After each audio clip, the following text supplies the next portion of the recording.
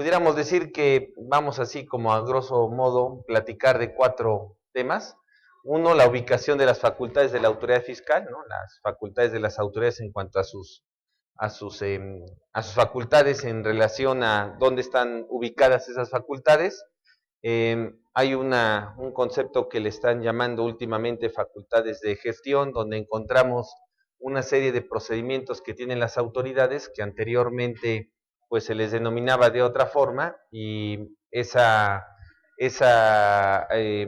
pues conjunción de una serie de atribuciones que tiene la autoridad, pues diríamos que es lo que más está realizando, está llevando a cabo. Ahí tendríamos dentro de esas facultades de gestión, por ejemplo, el tema de las operaciones, el tema de el procedimiento de la verificación de operaciones inexistentes, ¿no? Pues ahí encontraríamos ese rubro en las facultades de gestión.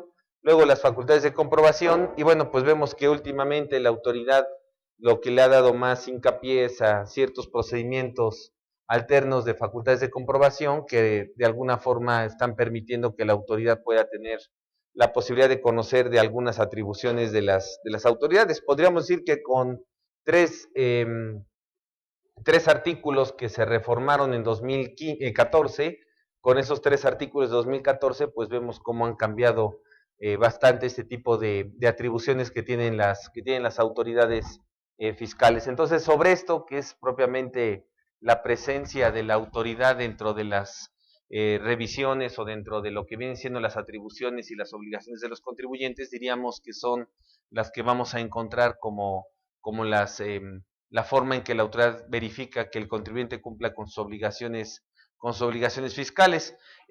Siempre hemos comentado que existen pues 3 tipos de facultades, ¿no? En las universidades, en la escuela, ¿no? En los estudios que vamos realizando, siempre sabemos que hay 3 tipos de facultades de las autoridades.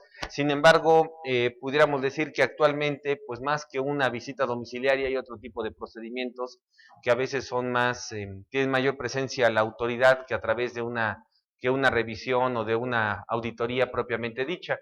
Entonces, bajo ese criterio, pues diríamos que, bueno, existen las facultades de comprobación, ¿no? Que las encontramos ahí como una serie de procedimientos, donde la lista de esa serie de procedimientos, ustedes saben que está en el artículo 42 del Código Fiscal, ahí establece todos los procedimientos que tiene la autoridad para verificar las obligaciones de los contribuyentes, las facultades de liquidación, que es la atribución que tiene la autoridad para afincar un crédito fiscal, determinar un adeudo a un particular, y luego las facultades de cobro, ¿no? La facultad económico coactiva, pero a raíz de que empezaron, sobre todo a mediados de los 90, ¿no? Tiene más o menos 20 años, pero que se han incrementado con una serie de modificaciones que podríamos encontrar dentro de esas facultades de gestión, pues vemos más presencia de la autoridad que en otro tipo de atribuciones. Entonces, por ejemplo, vemos verificación de presentación de declaraciones, ¿no? Que si vemos el fundamento, está en el artículo 41 del Código Fiscal, ¿no? Que la autoridad verifica la correcta presentación de las declaraciones de los contribuyentes, la determinación de declaraciones que han sido omitidas por el particular, bueno, pues que también están en el artículo 41 y que le han servido sobre todo para verificar a los contribuyentes que, en teoría, por ejemplo, los que forman parte del servicio o que hacen uso del servicio bancario, y que no obstante que hacen uso del servicio bancario no están dados de alta en Hacienda, bueno, pues a través de ese procedimiento, que no son facultades de comprobación, la autoridad lo que hace es tratar de verificar a esos particulares, las operaciones inexistentes, ¿no? El procedimiento de las operaciones inexistentes, las invitaciones, ¿no? Artículo 42A del Código Fiscal, ¿no? Las invitaciones que tiene la autoridad, esa facultad para requerir cierta información al particular. Luego las verificaciones del domicilio del contribuyente, que es para verificar que esté localizada esa persona, y pues el último, que es la verificación del pago correcto de las declaraciones que presenta. Todos estos no es una visita domiciliaria, no es una revisión de escritorio, no es una visita de inspección. Todas estas procedimientos, pues diríamos que son facultades de la autoridad que están antes de las facultades de comprobación. Normalmente sabíamos que la autoridad, bueno, primero revisaba, después ejercía las facultades de liquidación, determinaba el adeudo y luego cobraba. Ahora lo que sucede es que con estas facultades de gestión, pues lo que se presenta es que la autoridad habría que aglutinar todas esas atribuciones. ¿Cómo aglutinamos todas esas atribuciones? Bueno, pues no hay un nombre claro de estos procedimientos, pero bueno, pues se les han llamado por una jurisprudencia de la Sala Superior del Tribunal Fiscal, pues a todos estos procedimientos que son previos a las facultades de comprobación, se les llama facultades de gestión. Las facultades de gestión son este tipo de procedimientos que no está ejerciendo la autoridad una revisión formalmente, un procedimiento de fiscalización, pero que, bueno, finalmente genera muchas consecuencias al particular y por eso están fuera de esas facultades de comprobación. No obstante, esta modificación que hemos visto que se ha dado durante mucho tiempo y que hoy lo vemos cada día más insistente, sobre todo en los procedimientos que tiene la autoridad para revisar a estos particulares. Adicionalmente, diríamos que esas facultades que tienen en las autoridades, pues hay otros procedimientos donde están de alguna manera facultándolos para hacer revisiones o por lo menos conocer de las obligaciones de los particulares. Diríamos que son esos procedimientos alternos de comprobación, que no son procedimientos de comprobación, pero que con los cambios que ha tenido la ley, pues está permitiendo que prácticamente en este tipo de obligaciones o en este tipo de trámites o procedimientos se lleve a cabo la verificación de una serie de obligaciones del particular y que bueno, pues dentro de este cambio, pues tenemos el tema de las devoluciones que incluso cambió, hubo una reforma en el año 2000, para el año 2016. En el diario oficial de la Federación del 18 de noviembre, pues aparece una reforma para el tema de las devoluciones. Entonces, de lo que vamos a hablar es de estos temas en general, así vamos a ver algunos puntos importantes que pudiéramos servirnos de referencia respecto a estas expectativas de que la autoridad pueda revisar a estos contribuyentes. ¿Cuál fue el cambio en el año para el 2016 de las devoluciones? Bueno, primero tendríamos que decir que ustedes, para recordar el tema del 22, que cómo están tramitadas las devoluciones y cuál es el efecto sobre todo de estas, bueno, pues que el artículo 22 del Código Fiscal establece tres tipos de formas del trámite de las devoluciones, ¿no? Las devoluciones de oficio, aquellas donde la autoridad requiere de información al particular y cuando se ejercen facultades de comprobación. Hay tres tipos de procedimientos para que la autoridad devuelva las contribuciones a los contribuyentes, ¿no? En las devoluciones de oficio, pues sabemos que hay una devolución de oficio cuando el contribuyente da cumplimiento a una obligación y al dar cumplimiento a una obligación, pues da como consecuencia que el simple cumplimiento de la obligación le permita que le puedan autorizar una devolución. Las devoluciones de oficio normalmente se dan cuando se presenta una declaración anual, se presenta la declaración, genera un saldo a favor, que pues ese saldo a favor se puede solicitar su devolución o su compensación. Ahí no intervino el particular para solicitar expresamente la devolución, sino que es en razón al cumplimiento de una obligación. Esas devoluciones de oficio que normalmente se hacen, por ejemplo, en las personas físicas, ¿no? Y están dadas de alta ahí por honorarios, que tengan ahí un saldo a favor del impuesto de la renta, pues pueden solicitar la devolución en ese sentido. ¿Qué es lo que pide la autoridad? Pues prácticamente es el cumplimiento de la obligación, de ahí nace esa posibilidad de la solicitud de devolución. Estos no han tenido cambio, normalmente la autoridad, pues el trámite lo hace o lo trata de hacer lo más rápido posible, ¿no? Y entonces las devoluciones de oficio pues exigen simplemente que nazcan provenientes de una obligación, del cumplimiento de una obligación del contribuyente. ¿Qué podríamos decir de esa devolución de oficio? Que el problema de la devolución de oficio, ¿no? Si quieren incluso ahí apuntarlo en esa misma lámina, la devolución de oficio no es una resolución favorable. Como no es una resolución favorable, no hay ningún documento que la autoridad acredite o demuestre que el particular fue procedente de esa devolución. Es decir, que el particular tiene la oportunidad de que tenga un documento que ampare dicha devolución, sino que lo que puede pasar es que la autoridad en vez de devolverme 8 pesos me devolvió 12, pues recibo los 12, no hago mucha mención de los 12 y cuando la autoridad se da cuenta que fueron 12 pesos, pues me va a decir me debes 4 pesos más recargos, más actualización, más multa del 55% de esos 4 pesos. No tiene el carácter de una resolución favorable, eso dice el artículo 22 en su penúltimo párrafo, ¿no? El artículo 22 del código establece que no tiene el carácter de una resolución favorable.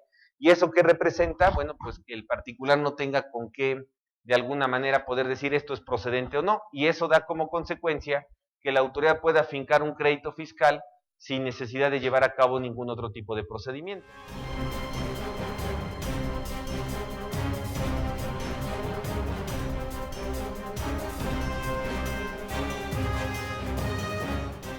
Hay una cuestión en la contabilidad electrónica, que lo de la contabilidad electrónica entró en vigor en enero del 2014. De aprobarse los amparos en donde es legal que la contabilidad se tiene que enviar, tendría que sacar el SAT un decreto, o sea, por medio del SAT o el presidente de la República, en donde a partir de tal fecha se haga el envío. Porque si no se hace ese decreto, todos los contribuyentes tendríamos que enviar la contabilidad desde enero del 2014. O sea, ahorita lo que está de la contabilidad está suspendido, el envío, o los amparos.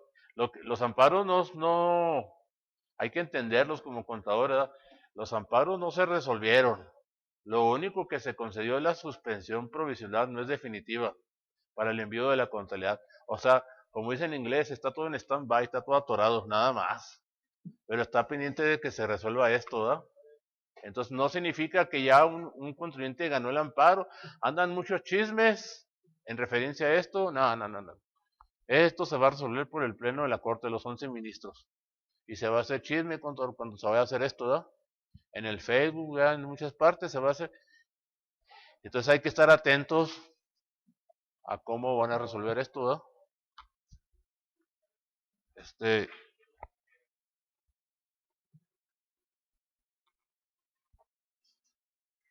Y el detalle, el problema no es, si se fijan, en el 28 cuarta contra dice, ingresaremos la contabilidad de manera mensual a través del Servicio de Administración Tributaria, no menciona el buzón. O sea, el problema no es ingresar, como dice la palabra, no. El problema es cómo se va a ingresar. Y es por medio del buzón tributario. Y vean, este es el problema que tiene todo el merequetengue. Y en la propuesta de reforma fiscal, este artículo no lo tocaron. Punto. Y sigue la lagunota. O sea que esto va para largo, ¿eh? No creo que en febrero se va a resolver esto, ¿eh? Y vean lo que dice. Las personas físicas y morales inscritas en el RFC tendrán asignado, punto. Debería decir, como dice el 28 Francuartea, las personas físicas y morales inscritas en el RFC deberán ingresar al buzón tributario. El tener asignado a mí no me obliga a entrar o no entrar al buzón. Y como ejemplo, también comparativo, en el 134 del código, vean, las notificaciones, aquí estamos de que nosotros tenemos que entrar, pero acá, como ahora la salida, cómo el SAT nos podría notificar, ¿verdad? Así me explico, allá la entrada y acá es la salida. Pero para los efectos, vean, las notificaciones de los actos administrativos serán personalmente o, la O es, contadora Matilde, opción, por eso lo pongo, lo resalto, ¿no? Entonces muchos contribuyentes, ¿qué es lo que han hecho? Nada más informarle por escrito, no es una solicitud ni consulta, nada más te informo, o sea, que conforme al 134 yo opto para que me sigas a mí notificando personalmente, ¿en dónde? En mi domicilio fiscal. Y como no tengo obligación, es mi deseo no ingresar, no ingresar al buzón tributario, ¿no? Entonces, sí, el SAT está entercado a que ingresemos. Yo la semana pasada fui en Chihuahua a renovar mi firma fiel como persona física, perdí la clave privada. Y eso no se, de la firma, no sé, eso no se puede renovar por internet. Y tuve que ir al SAT. Y sí, cuando estaba haciendo el trámite, la chava ahí, del SAT, entercada, me dijo como 3 veces, casi le dije que no entiende, que no. Hasta ya la tiré a Luca, le dije, no, eso hasta el próximo año, a ver. Está entercada a que me habilitara el acceso al buzón, a la buzón. Dije, no, yo, o sea, yo no he entrado al buzón. Y sí, el SAT está entercado a que lo utilicemos en una reforma ya al, ahorita vamos a ver un poquito de las reformas fiscales, ¿no? Que, ahorita no hay nada de reformas. Pues, por ejemplo, ahí ya nos están poniendo que el recurso de revocación es en línea. ¿Sí? O sea, quieren que todo sea a través del buzón. Cuando la realidad es que, pues, ¿cuántas zonas en el país existen donde no existe, donde no hay internet, ¿verdad?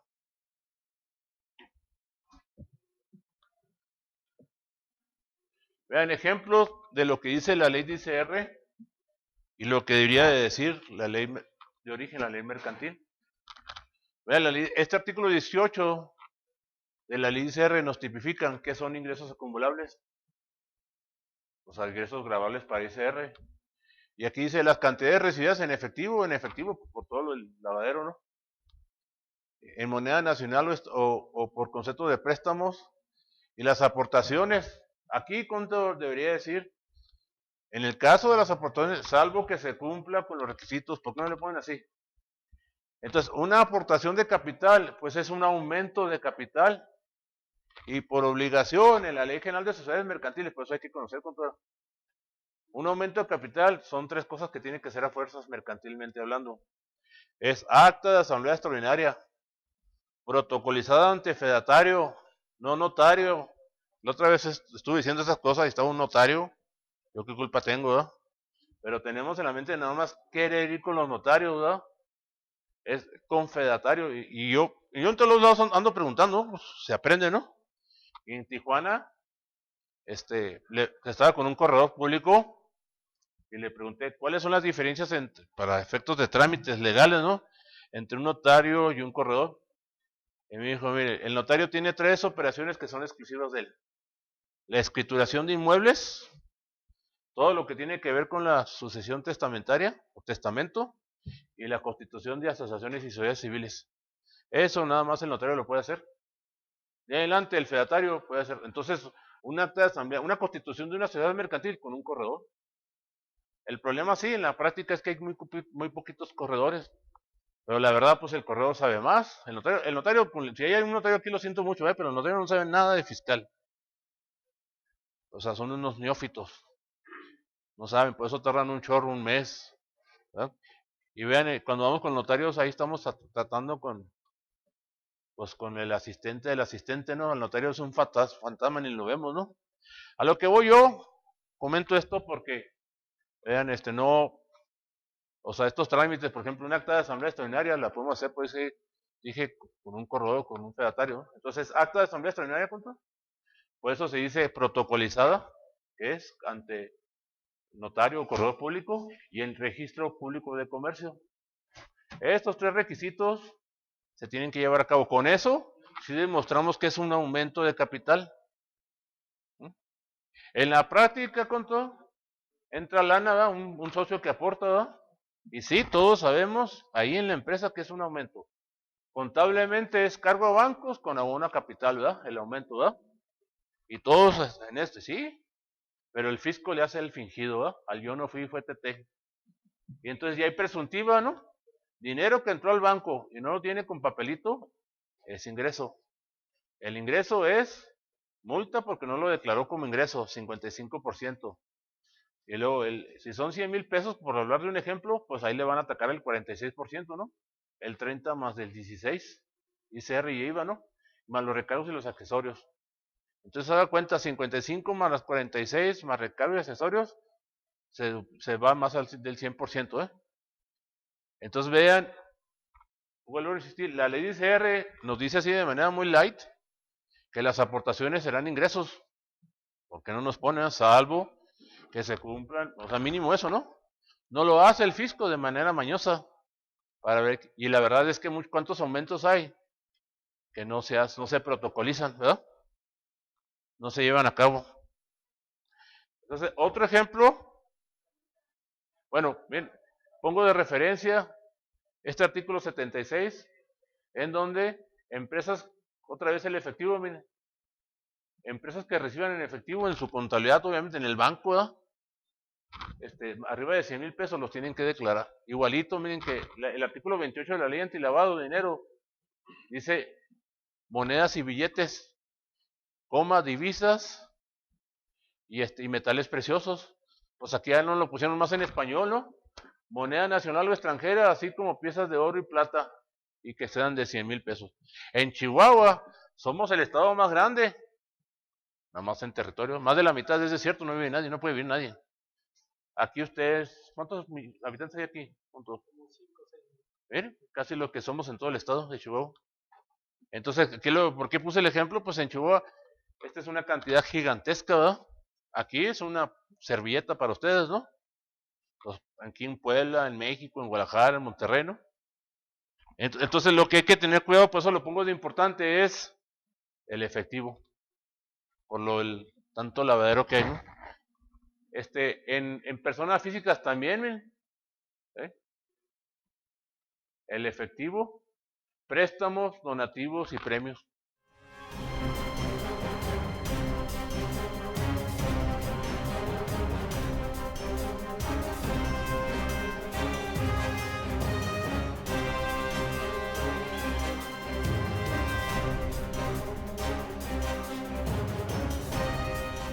Buenos días. Bueno, pues la plática del día de hoy va enfocada a dos aspectos. El primero es lo que ya se acerca, que es la obligación de los empleadores de entregar eh, la denominada gratificación anual, o mejor conocido, o como la propia ley le llama, aguinaldo, ¿sí?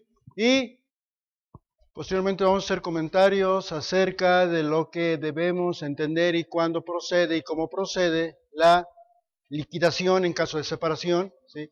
Que es muy diferente a la indemnización, es otra cuestión. Bien, entonces vamos a empezar con comentarios relacionados con el aguinaldo, ¿sí? Que aquí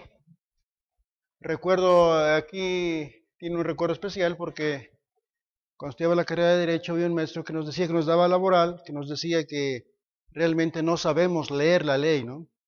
Decía él que la ley hay que leerla con bisturí, o sea, palabra por palabra, ¿sí? Y nos ponía como ejemplo y nos decía, ¿cuál es el último día que hay que entregar el aguinaldo? ¿Alguien sabe? Para entregar el aguinaldo.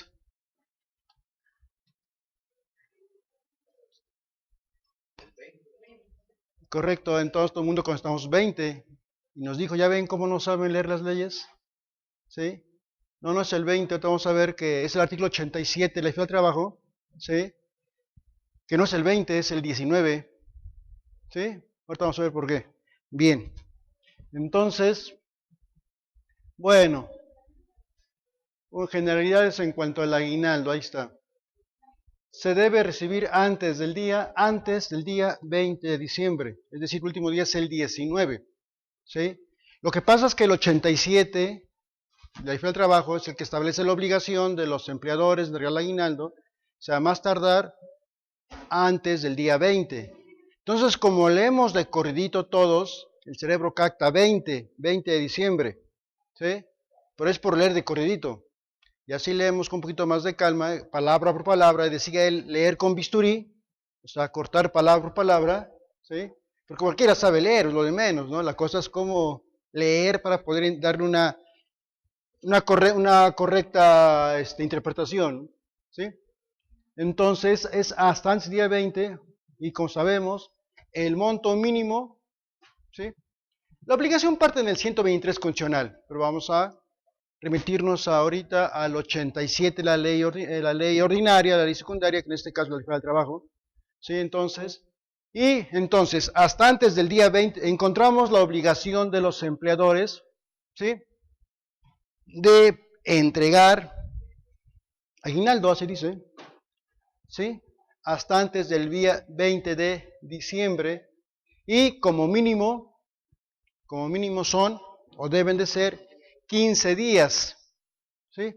Pueden ser 30, 40, 50, en algunas dependencias, por ejemplo, el INSS, en ciertos organismos centralizados, donde Pemex, donde son 3 meses, ¿no? ¿Sí? Pero lo mínimo son 15 días, ¿no? Por eso encontramos, dice, cuando ofertan trabajo, ¿no? Prestaciones mínimas de ley, o prestaciones superiores a la ley, ¿sí? Que en este caso, bueno, el aguinaldo mínimo debe ser 15 días de salario, ¿no? Pero pueden dar 20, 30, 3 meses, ¿sí? Bueno, y fíjense, ¿qué pasa cuando un empleador argumente que no tiene la crisis económica, que hay que pagar muchos impuestos y que no tiene dinero? ¿Sí? Entonces dice la lámina que en este caso el patrón no puede argumentar dificultades económicas, ¿sí? O falta de utilidades o falta de liquidez. ¿Sabes qué? No te puedo pagar porque no tengo dinero. ¿Sí? Eso no puede ser, es un derecho irrenunciable. Por lo tanto, el empleador, bueno, por una parte el trabajador no puede renunciar y por otro lado el patrón no puede argumentar cualquier cuestión para en su caso que le impida entregar esta prestación a favor de los... Ay, aquí no salió esta cosa. Sí salió. Bueno, de una vez nos saltamos. ¿Qué pasaría con el empleador? ¿Sí? Que no cumpla con esta obligación a más tardar el 19 de diciembre. ¿Sí? Fíjese este error del 20, el año pasado, cuando en estas fechas la Secretaría del Trabajo y Previsión Social saca sus spots en el radio para, oye, trabajador, tienes el derecho de recibir una gratificación anual, tu aguinaldo, y el patrón tiene a más tardar el 20 de diciembre. O sea, la propia gente que hace los spots, la Secretaría del Trabajo, comete ese error, ¿sí? De que todo el mundo caemos. ¿Sí? Bueno, ahora, ¿qué pasaría entonces si estamos hablando de una obligación del empleador y al mismo tiempo de un derecho del trabajador? ¿Qué pasaría cuando el empleador, ¿sí?, no cumpla con esta obligación? Estaría que, debe de ser que, obviamente debe ser reprimido, ¿no? ¿Sí? Entonces, como sabemos, la Ley Federal del Trabajo en sus últimos artículos, son 1010 artículos que contiene esta ley, sus últimos artículos son precisamente las sanciones, ¿no? Entonces aquí nos trasladamos al artículo 1002, ¿sí?, que sanciona al patrón que omita, ¿sí?, precisamente con el cumplimiento de sus obligaciones, entre ellas, obviamente, la de haber entregado o la de entregar, ¿sí?, el aguinaldo. Entonces dice el 1002, por violaciones a las normas de trabajo no sancionadas en este capítulo o en alguna otra disposición del trabajo, se pondrá al infractor multa de 50, ven que siempre partimos de un mínimo a un máximo, en este caso la multa sería de 50 a 5,000 veces para el empleador que no cumpla con esta obligación. ¿Sí? Bueno, cabe hacer el comentario que la tendencia es ya no medir las sanciones con mínimos, ¿no? ¿Sí? Pero en fin, es otra cosa. Bien. Pero en sí, ¿qué podemos decir del aguinaldo? ¿Qué entendemos en sí del aguinaldo? ¿Sí? Entonces, una prestación laboral y como acabo de comentar, ¿no?, que se traduce en un derecho irrenunciable para el trabajador que tiene derecho a él, ¿sí?, sin importar la rama a la cual pertenezca el trabajador y inclusive sin importar cuál es el nivel jerárquico que tiene el trabajador. Un trabajador, gerente, director general, ¿sí? Ven ustedes que nos podemos confundir porque cuando hablamos de la PTU, la Ley Federal del Trabajo señala que en ciertos casos, sobre todo por nivel de jerarquía, ya no alcanzan o ya no tienen derecho a la PTU. Pero en aguinaldo no hay esa restricción, ¿sí? En el aguinaldo todo el mundo, ¿sí?, tiene derecho, un derecho irrenunciable a recibir esa prestación, ¿sí? Independientemente del nivel jerárquico que tenga, ¿no? Entonces ya le podemos decir que se trata de un derecho, es decir, una obligación del empleador o del patrón se traduce en un derecho, ¿sí?, en un derecho irrenunciable para el trabajador. Bien, entonces, ¿quiénes tienen derecho a esta prestación anual? Obviamente, como lo comentamos, ya lo habíamos comentado, todos los trabajadores, sin excepción alguna. Ahora, alguien puede preguntar, oiga, ¿qué entendemos por trabajador? ¿Sí? El trabajador no es aquel que chambea mucho, ¿no?, que es ese cuate de trabajador, no. Entonces, el propio artículo 8 de la Ley del Trabajo, ¿sí?, el trabajador es la persona física, siempre va a ser una persona física desde luego, ¿sí?, que presta un servicio personal subordinado a otra física o a una moral, que es el patrón. Entonces ya el artículo 10 de la Ley Federal del Trabajo nos define que es un patrón. Entonces el patrón puede ser persona moral o persona física, ¿sí?, que recibe la prestación de un servicio personal subordinado de una persona física. ¿Sí? Entonces, para entender el trabajador, pues nos tenemos que remitir a este artículo 8 de la Ley del Trabajo, ¿no? Entonces, tienen el derecho a recibir el aguinaldo o esta prestación anual, ¿sí? Todos los trabajadores, sin excepción alguna, como acabamos de comentar, ya sean de base, de confianza, los de planta, obviamente los sindicalizados, los contratados por obra o tiempo determinado, los eventuales, los trabajadores del campo, ¿sí?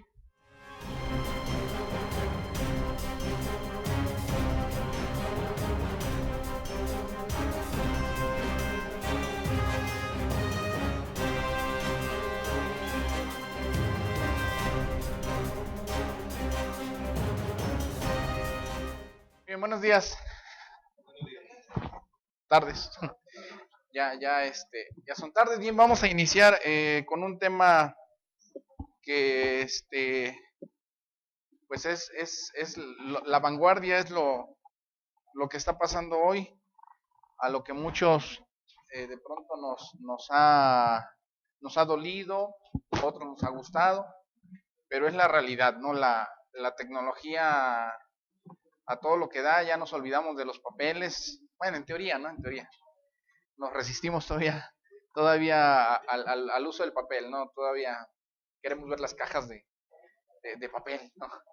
Ya cuando digas, aquí está mi contabilidad y te den la memoria, ya, quién sabe, todavía está un poquito lejano, poquito, ya no mucho, pero ya un poquito todavía.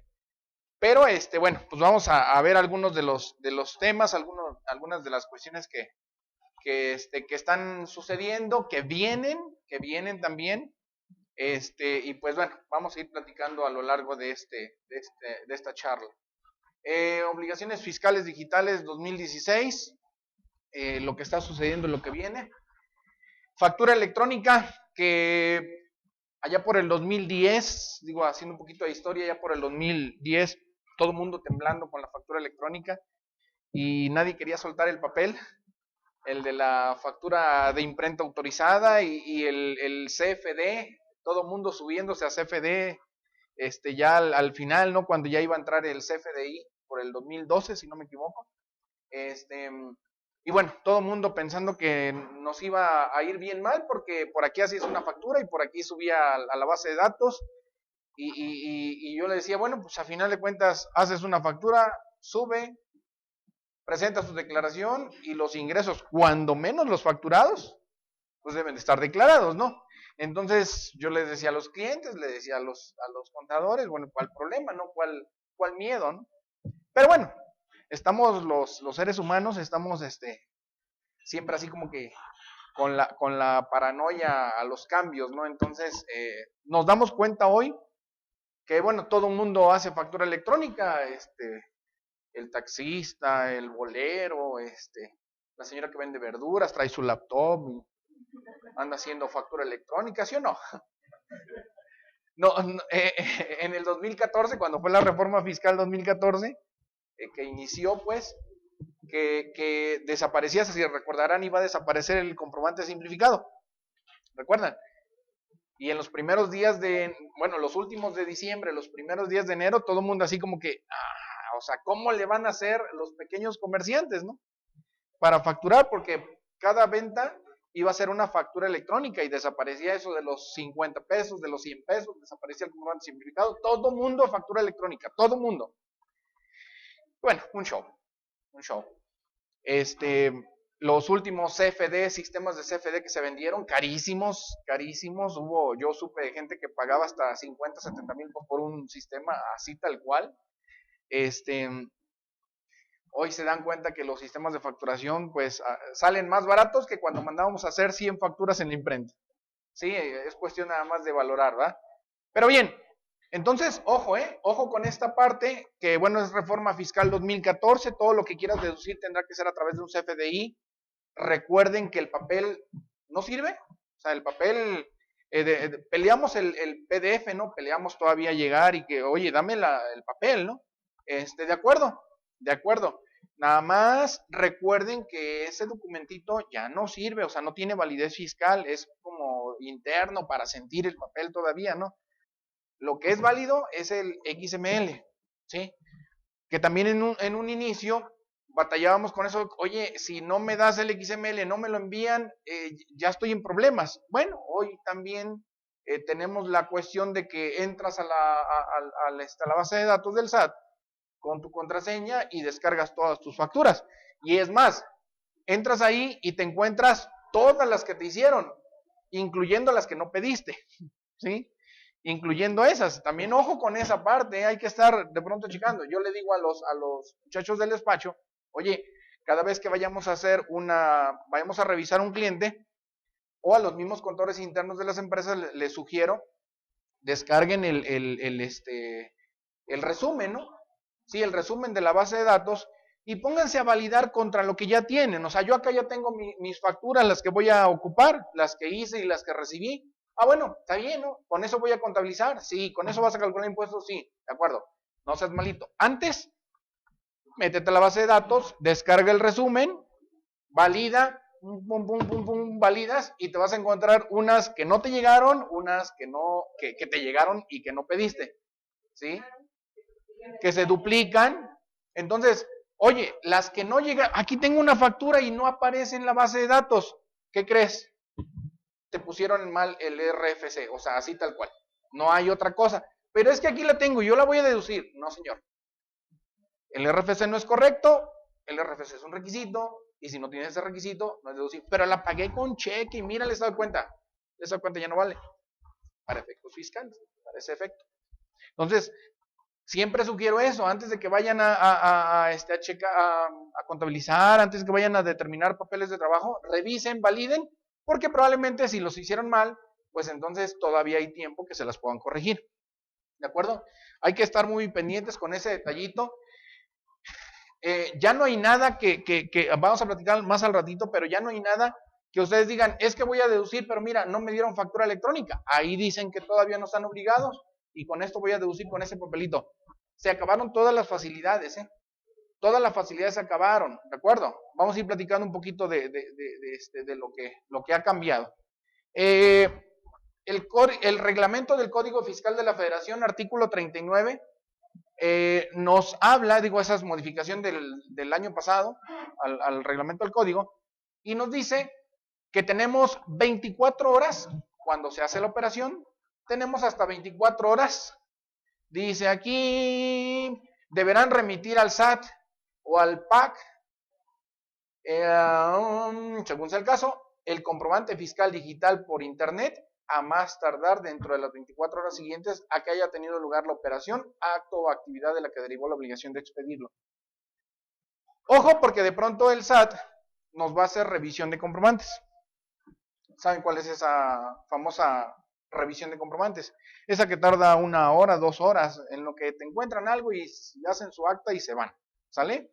Una multita de 12,000 pesos, digo, no es mucho, pero pues hay multita de 12,000 pesos y la pagas a tiempo en el plazo, 10,000 y cacho, pero bueno, vale la pena tener mucho cuidado con eso. El SAT llega y dice, oye, acabas de vender algo de 20 pesos y no diste nada. ¿Sabes qué? Multa, pum, pum, pum, levantan el acta. No, señor. No, señor. Hay una regla, la vemos más adelantito, que dice, bueno, solamente operaciones arriba de 100 pesos mientras no nos pida nada, porque si la persona que está, a la que le vendiste, dijo textual que sí pidió y no le quisiste dar nada, bueno, pues adelante, ya no te puedo ayudar. Pero si no pidió nada y la operación no rebasa de 100 pesos, entonces tendríamos la oportunidad de no hacer nada. Y eso los auditores no quieren saberlo, ¿sale? No hacen notar que lo saben, porque si lo saben, digo, son reglas. Entonces, aguas con esta parte. También puede llegar, oye, ¿qué crees? Acaba de salir aquí el contador y no le dieron una factura.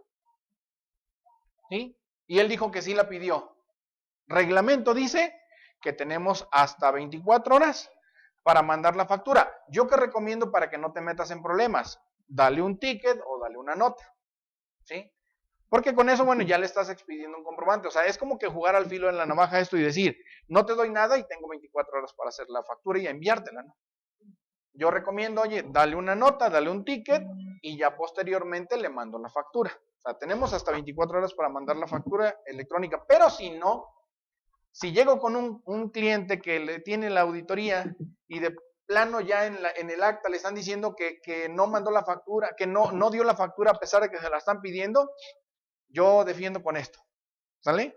Defendemos con esto, oye, sí, la contadora me pidió una factura y yo se la doy y ya me dejó los datos, pero tengo 24 horas para enviar. Así es que dentro de las 24 horas siguientes debo de, tengo el derecho todavía a mandar mi factura. Y no tendría que haber ningún problema, ¿de acuerdo? Muy bien.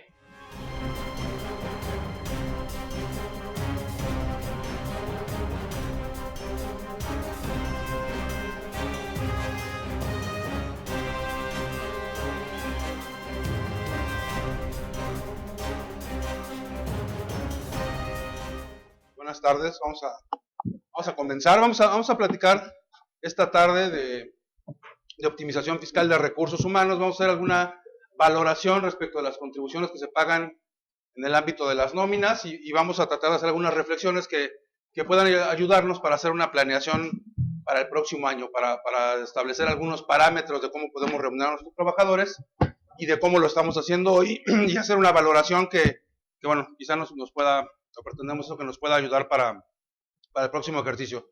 En primera instancia, hablar de optimización, hablar de recursos humanos, bueno, pues podría implicar múltiples aspectos.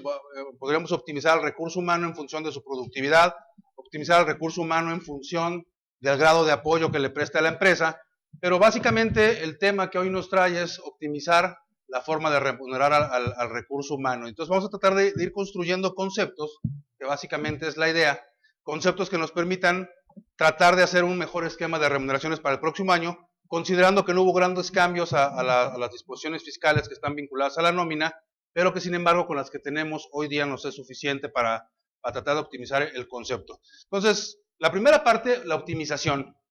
¿Ustedes qué entenderían por optimizar? Cuando hacemos referencia a optimizar, ¿qué idea les da ese concepto? Hacer un mejor uso. Sacarle mayor provecho, ¿no? Optimización. Luego la parte fiscal, bueno, pues la parte fiscal aquí evidentemente, cuando hacemos referencia al concepto, estamos hablando de todo el ámbito de las contribuciones que envuelve a la nómina, aportaciones de seguridad social, el impuesto sobre la renta, contribuciones locales, que en general todo ese tipo de conceptos se puedan optimizar, puedan aprovecharse de una mejor manera, y bueno, que esto vaya en beneficio de los recursos humanos, porque finalmente nos vamos a encontrar en este ámbito de los recursos humanos con que cuando enfrentamos lo que necesita el trabajador y lo que quiere el patrón, vamos a encontrar un choque entre las dos necesidades, la del patrón y la del trabajador. Normalmente cuando nos referimos al trabajador, ¿qué es lo que quiere el trabajador respecto de lo que le estamos pagando? ¿Qué es lo que siempre está requiriendo el trabajador? Él siempre quiere que se le pague más. Él siempre quiere tener más en la bolsa, siempre quiere tener mayores recursos para disponer de ellos. ¿Y el patrón qué quiere? El patrón quiere pagar menos. Y entonces, ¿cómo podemos pensar en que si el trabajador quiere ganar más y el patrón quiere pagar menos, podamos lograr un punto de encuentro en donde ambos satisfagan sus necesidades? A lo mejor parece que es ilógico, porque además el patrón no está dispuesto a desembolsar mayores cantidades, incluso el patrón siempre está buscando cómo hacer para que las cantidades que está desembolsando en beneficio de los trabajadores sean menos, ¿no? Y que incluso toda esa parte de la carga social busca de mil maneras cómo disminuir, sobre todo esa parte que es la que en ocasiones nos resulta más onerosa. Porque bueno, cuando hablamos de los costos que tiene la nómina para los patrones, bueno, pues tenemos que analizar diversos conceptos que implican el desembolso para el patrón. En primera instancia, evidentemente, la parte salarial. La parte que por el hecho de prestar el servicio tiene que pagar el patrón al trabajador. Entonces, la primera parte del salario, bueno, esa no podemos quitarla, esa no podemos cambiarla, no se puede modificar la estructura porque finalmente es lo que el patrón le da al trabajador por sus servicios. Pero bueno, hay otra parte, la parte de las cuotas o las aportaciones de seguridad social, el IMSS. Esa carga, bueno, pues también va a ir sobre una parte de ese salario, tendremos que buscar cómo optimizar, pero en términos generales lo que el patrón tiene de costo por concepto de seguridad social oscila entre un 10 y un 25%. Por cierto, ¿qué trabajadores pagan más o respecto de qué trabajadores se paga más proporcionalmente? ¿Respecto de los que ganan más o respecto de los que ganan menos? ¿Sobre quién se paga más aportaciones de seguridad social? Más cuotas del IMSS, por ejemplo. ¿Es proporcional? Porque además así dice la Constitución del 31, fracción cuarta, ¿no? Las contribuciones tienen que ser de la forma proporcional y equitativa que disponga la ley. Pero las aportaciones de seguridad social son proporcionales. O sea, por ejemplo, si un trabajador gana 2,000 pesos al mes, hay una parte que es la cuota fija, ¿no? La cuota fija, y ahí, independientemente de cuánto gane el trabajador, esa cuota fija se tiene que desembolsar. ¿De cuánto es la cuota fija, más o menos? Es el 20% respecto de un salario mínimo, ¿no? Del Distrito Federal, que es el mismo ya en todos lados, ¿no? Aunque la ley sigue diciendo que es DF, pero bueno, es el mismo ya en todos lados. Entonces, sobre 2,100 pesos hay que pagar el 20%, que son como 420 pesos. Si yo gano el mínimo, hay que pagar 420. Pero si yo gano 2 veces el mínimo, hay que pagar 420. Entonces, ¿qué resulta bajo esta consideración? Que entonces esa contribución, esa aportación de seguridad social no es proporcional. Porque la proporcionalidad que implica que pague más, en su caso el que reciba el mayor, o que se pague más respecto al que tiene mayor ingreso, y bajo este concepto de la cuota fija, resulta que proporcionalmente, si yo pago el 20% de un trabajador de salario mínimo, ¿cuánto representa respecto de un trabajador que gane 2 salarios mínimos? Pues el 10%. Y uno que gane 3, pues va a representar el 6,66%. Entonces, más que ser una contribución progresiva, es una contribución regresiva. Me cuesta más caro respecto a los que ganan menos, ¿no? Y bueno, eso también es un concepto que tenemos que considerar. Pero además hay que pagar el Infonavit, hay que pagar contribuciones locales que independientemente de en qué parte de la República nos ubiquemos, bueno, pues oscila entre un 1 y un 3%, que es la generalidad de los casos. Pero además, al trabajador se le puede remunerar con otro tipo de conceptos, con otras prestaciones. ¿Qué otras prestaciones distintas al salario podría recibir el trabajador? ¿Qué se les ocurre? ¿Mandé? ¿Pero qué prestaciones? Por ejemplo, ¿cuáles se les ocurren? ¿Cómo denominamos a otras prestaciones que no sean propiamente salario? ¿Qué más le podemos dar al trabajador que no sea salario? Le podemos dar despensa en especie, le podemos dar monederos que representen también despensa. Pero, ¿qué hace la diferencia entre lo que es salario propiamente y las otras prestaciones que le entregamos al trabajador? Bueno, hay cosas que se integran al sueldo, hay cosas que no se integran al sueldo. Para efectos de seguridad social hay unas cosas que integran y no son sueldo, hay unas cosas que no integran y sí son sueldo. Pero ¿qué es lo que hace la diferencia entre una prestación y un salario? Sí. Que uno se le entrega al trabajador por su trabajo y el otro por su calidad de trabajador. Por su calidad como persona más allá de trabajador. Si el trabajador presta un servicio, y aquí nos tendríamos que remitir al artículo 82 de la Ley Federal del Trabajo, si el trabajador presta un servicio, lo que le pagamos por ese servicio que nos presta, dice el artículo 82 de la Ley Federal del Trabajo, se llama salario. O sea, ahí es por su calidad o por el trabajo que precisamente está llevando o desempeñando el trabajador. Pero cuando le entregamos al trabajador es por otra característica distinta al trabajo. Entonces, incluso podríamos denominarle, buscar nombres o alternativas que la misma ley fiscal denomina, como es la previsión social. Entonces, hay conceptos que efectivamente, por el hecho de no ser salario propiamente, tienen ciertos beneficios fiscales, aunque algunos de ellos ya están acotados. Y bueno, el día de hoy lo que vamos a estar platicando es precisamente cuáles son las características de esas otras prestaciones que recibe el trabajador. Pero bueno, la primera parte, el primer elemento que tenemos que pagar necesariamente al trabajador es un salario. Y dice la Constitución, ese salario que le retribuyes o ese salario que le pagas al trabajador debe guardar una proporción mínima respecto de todo lo que le pudieras entregar. O sea, la cantidad mínima que le entregues a ese trabajador se va a denominar salario mínimo. Ya decíamos, bueno, el Distrito Federal y en todo el país ahora se dice el salario mínimo o lo mínimo con lo que debe vivir una persona son 70 pesos con 10 centavos diarios. O sea, y ese concepto te debe alcanzar para alimentación, para vestido, para habitación, es lo que dice la Constitución, para transporte, para proporcionarle la educación mínima que requieren los hijos del trabajador, hablando de una familia promedio de 2 hijos por familia, o sea, para que le proporciones por lo menos la educación mínima obligatoria de acuerdo a lo que establece la Constitución. ¿Cuál es la educación mínima obligatoria que establece la Constitución para un trabajador? Preparatoria, ¿no? Nivel medio superior, ¿no? Entonces, eso es lo mínimo que tenemos que ofrecerle para 2 hijos, pero además tienes que establecer que dentro de ese concepto de salario mínimo incluso le alcanza al trabajador para esparcimiento y para que desarrolle ciertas habilidades y ciertos conceptos de carácter cultural. Bueno, pues evidentemente con el salario mínimo es un concepto con el cual no vamos a poder hacer frente a este concepto. Entonces, ya decíamos, con eso que le paga el patrón al trabajador, pues el trabajador nunca está contento. Y con eso que desembolsa el patrón, pues él tampoco está contento, ¿no? Porque a él se le hace mucho, al trabajador se le hace poco, y encontramos ese enfrentamiento entre ambas posturas.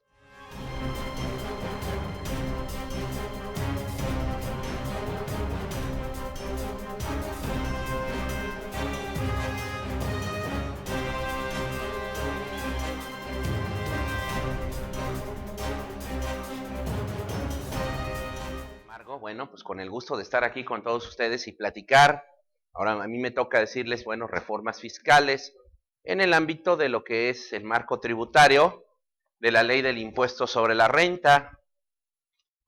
Pero claro, hay algunos temas inherentes que alguno por ahí puede estar esperando. Por ejemplo, oye, ¿qué pasó con no? ¿Qué pasó con la contabilidad electrónica? ¿Hay algo dentro de la reforma? ¿Qué pasó? ¿Por qué? Normalmente estamos esperando como que una especie, le llamamos prórroga, ¿no?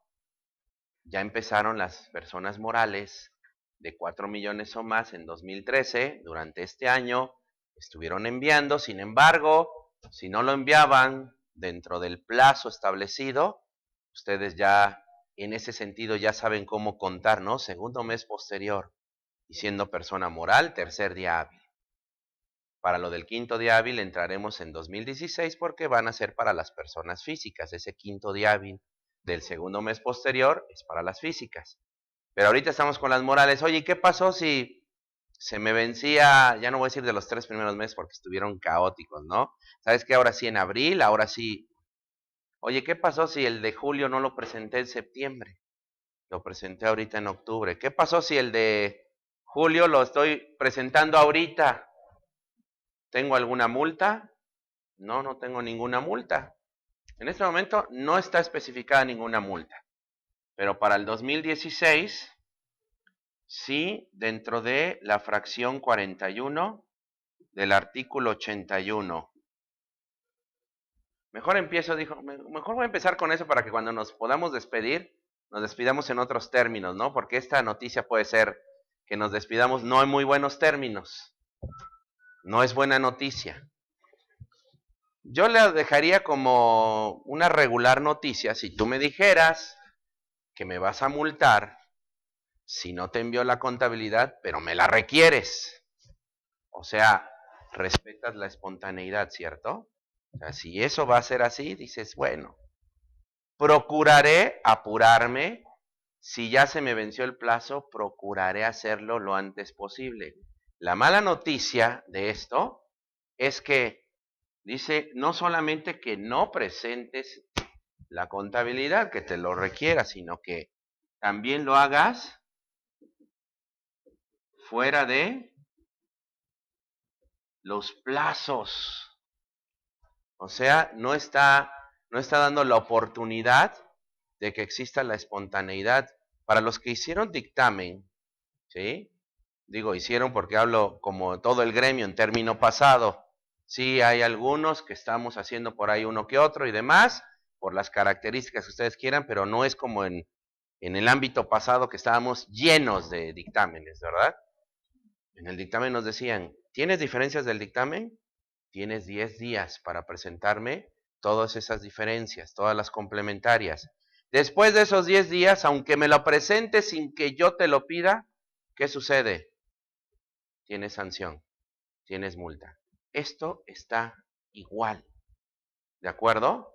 Lo diseñaron de la misma forma para decir, a ver, te toca enero, segundo mes posterior, tercero o quinto día hábil, marzo. Ya estás en abril y no has presentado, no te han requerido. Tú lo presentas, ¿cierto? Tú presentas tu balanza. ¿Y qué sucede con respecto a lo de la multa? ¿Te la quitaste de encima, sí o no? No, no te la quitaste de encima. Te va a llegar tu multa. ¿Sí? Te va a llegar tu multa. ¿Tiene micrófono? Por allí, ¿para qué? Porque me levanta la mano, ¿sí? Contador, buenos días. Buenos ¿Y entonces el 73 ya no nos saca de este apuro? El Ya no- 73, así como en el dictamen, por eso hice una analogía con el dictamen, no nos sacaría de este apuro. No soy abogado fiscalista. ¿Qué le va a decir un abogado fiscalista? No te preocupes, tú preséntala cuando quieras, que lo vamos a pelear. No es mi objetivo decirles eso. Yo sé que muchos de los abogados fiscalistas dicen, no, tú continúa, todo es peleable, nos metemos ahí a juicio, respeto su forma de trabajo y demás. La mía es tributaria y la mía es decir precaución. Mejor respeten los plazos. ¿Para qué meterse en ese ámbito polémico? Para mí me queda claro que me están diciendo que ya fuera de plazos ya tiene multa. Porque está diciendo específicamente fuera de los plazos. Yo ya estoy fuera del plazo, ya se configuró la hipótesis normativa de la sanción, ¿sí, verdad? ¿Y de qué va a ser esto? ¿Cuál es la mínima? Porque va de una mínima a una máxima, ¿verdad? La mínima es de 5. La máxima es de 15,000 pesos. Buenos días. ¿De acuerdo? Entonces, empiezo mejor de una vez con esa noticia. Dejarla hasta el final para que ya ahorita conforme vayan pasando los siguientes temas ya se me vayan relajando. Pero es que lo que no quiero es que ahorita agarren y digan, ¿saben qué? Ya vámonos del seminario, vámonos a terminar nuestras contabilidades electrónicas, ¿no? Es en vigor a partir del 1 de enero de 2016. Entraremos a las cuestiones de fondo y forma. Me queda claro que 2015 sí puedo, con la espontaneidad, presentarlas fuera de los plazos, así que yo les recomendaría que antes de presentar la primera del 2016, por ahí de febrero, ya tengan cubierto, si es que no lo han hecho, ya tengan cubierto todo lo que sea referente al 2015. ¿De acuerdo? Y hay contribuyentes que empiezan en 2016, a enviar lo que es la contabilidad. Los únicos diferentes van a ser los que están en mis cuentas, ya de tajo, y los que, teniendo la obligación de enviar balanzas, demos de alta durante el transcurso de ese mismo año. Por ejemplo, si yo doy de alta a alguien en marzo y tiene el perfil de contribuyente de contabilidad electrónica, entonces dice que el primer mes que yo debo informar es un mes completo de operaciones. Si yo lo doy de alta en marzo 1, en marzo 31, no es un mes completo. Así que el primer mes completo será abril. Y después de que sea abril, segundo mes posterior sería en junio. Junio 3, junio 5, para que yo presente esa primer balanza dentro de lo que es la página del Servicio de Administración Tributaria, ¿de acuerdo?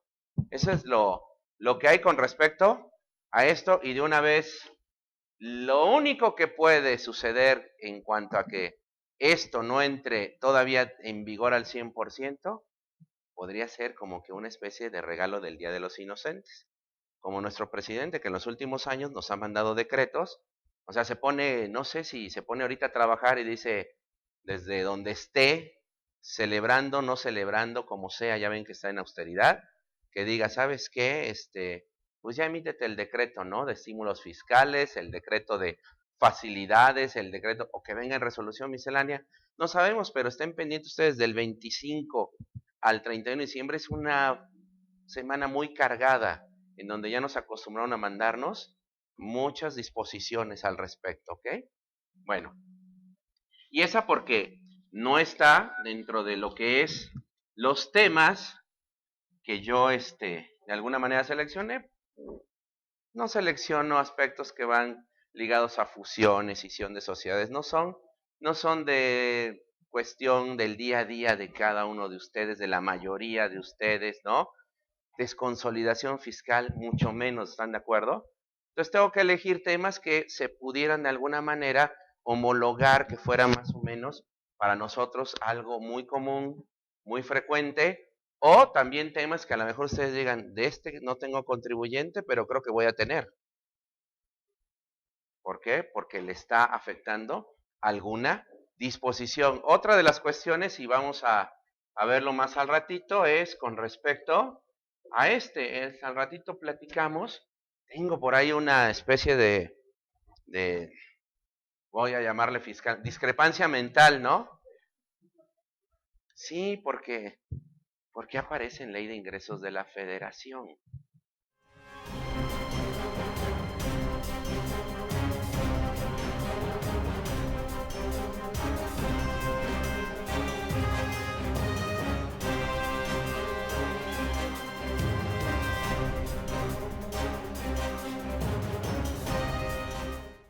De entrada, aunque no es parte del tema, tenemos que platicar. Ayer se aprobó en Chiapas, en el Congreso del Estado de Chiapas, lo que es la famosa desvinculación del salario mínimo. Esta desvinculación del salario mínimo, ¿para qué nos va a servir? Bueno, pues nada más, aquí en Puebla, en cualquier parte que me estén escuchando, me estén viendo en este momento, hay multas en tránsito, hay pensiones alimenticias que algunas se calculan en base al salario mínimo, hay cuotas de seguro social que se calculan en base al salario mínimo, hay en materia de impuestos sobre la renta que deducciones, exenciones que se manejan en salarios mínimos. Bueno, la desvinculación del salario mínimo significa que ya no se va a ocupar el salario mínimo para ese tipo de cosas, se va a ocupar lo que es la famosa UMA. ¿Qué es la UMA? Unidad de Medida y Actualización. Bueno, señores, esta UMA fue aprobada exactamente ayer, hace un año, en la Cámara de Diputados. Se pasó a la Cámara de Senadores, fue aprobada el pasado mes de abril. De abril hasta hace 2 meses fue aprobada otra vez en el Senado, en Diputados, y ahorita la pasaron a todos los congresos locales. Lo importante de que la aprueben los congresos locales es de que una vez se apruebe, acuérdense que son 32, si se aprueba por 16, se la pasa al Senado, el Senado dice, ¿sabes qué? Enrique Peña Nieto, apruébala y listo. Entonces, señores, si están preocupados por una reforma en materia fiscal, también debemos de ocuparnos en una reforma en materia de desvinculación de salarios mínimos, porque toda aquella cifra que ustedes manejen en salarios mínimos se va a cambiar. Me van a decir ustedes, oye, bueno, ¿cuánto va a valer la UMA? La UMA de entrada va a valer lo que es un salario mínimo. Si ahorita tuviéramos lo que es un salario mínimo, sería 70.10. Ya ven que se homologaron los salarios, precisamente por eso se homologaron los salarios, porque es el siguiente paso. Entonces la UMA el primer año valdría 70.10. El segundo año le tendríamos que aplicar la inflación. Y así sucesivamente. Entonces, ¿por qué? Porque el salario mínimo, lo que se paga realmente de mínimo, la idea es incrementarlo de entrada a 82 pesos. De así, de 70.10 subiría a 82. Imagínense créditos Infonavit, imagínense deudas que tengan en salarios mínimos. Entonces, si nos damos cuenta, 70.10 más la inflación es la nueva UDI, que hace algunos años a muchos repercutió y a muchos les ayudó y a otros también le pusieron la torre. Bueno, para entrar precisamente con ese tema es que tenemos que tener mucha atención porque ya está por aprobarse por los congresos locales, precisamente para esta situación. Bien, entonces nada más ahí les encargo que veamos precisamente el próximo año, pues ya en menos de un mes, si se aprobó, y se llegó a publicar en el Diario Oficial de la Federación. Lo único que tenemos que estar checando. Bien, compañeros, el día de hoy vamos a tocar 4 áreas de estudio. Poquito de reformas del Seguro Social, medios electrónicos tradicionales en materia de Seguro Social, medios electrónicos en materia de Infonavit y los medios electrónicos nuevos. El día de hoy vamos a ver, ustedes compañeros, en materia de Seguro Social, conocemos terminaciones. En materia de Seguro Social conocemos lo que es el SUA, conocemos lo que es el ITSE, conocemos ya lo que es el CIPARE, aquí lo vamos a retomar. Conocemos, ¿qué más? Bueno, ahora tenemos que conocer el CIRESO. Tenemos que conocer también lo que es el nuevo escritorio virtual del Seguro Social. Año 2015, bueno, de hecho el escritorio virtual, señores, entró en vigor desde el año 2013. Ya tenemos 2 años con el escritorio virtual y apenas lo estamos conociendo. Aquí lo más importante, damas y caballeros, es que el escritorio virtual va a venir a sustituir todas las herramientas en materia de Seguro Social. Entre ellas, obviamente, el ITSE, el CIPARE va a estar ahí. El CIPARE va a ser una fusión con el escritorio virtual y va a ser la herramienta que va a quedar con el Seguro Social. Entonces, esperemos que en algún momento se llegue a implementar esto.